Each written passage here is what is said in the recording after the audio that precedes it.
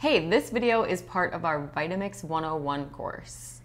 Yeah, you can buy this course where you'll get the recipes, shopping lists, quizzes to test your knowledge, support from us, and lifetime access. Otherwise, you can keep watching for free on YouTube. Either way, happy blending. Bye.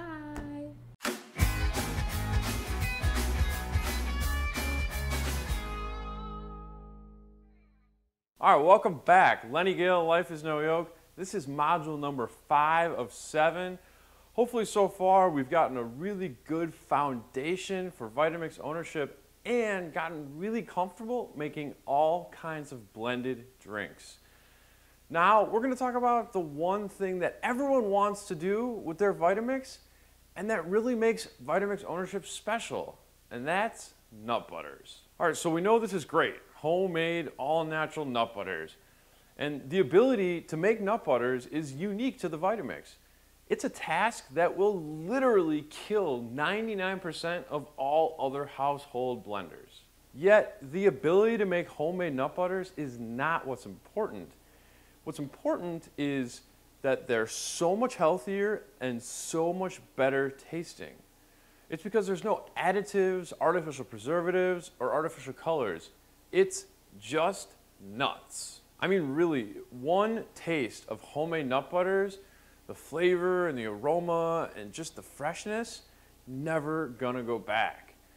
But these homemade nut butters are good way beyond just simple spreads on toast or even on vegetables.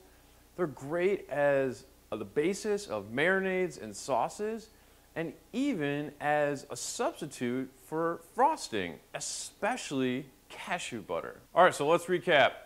Homemade nut butters are better, they're better for you, and they're incredibly versatile. So what else is there to talk about? Well, let's talk technique. And when we're done, we'll make our first nut butter. So when you're ready, mark this unit complete and head on over to the next one.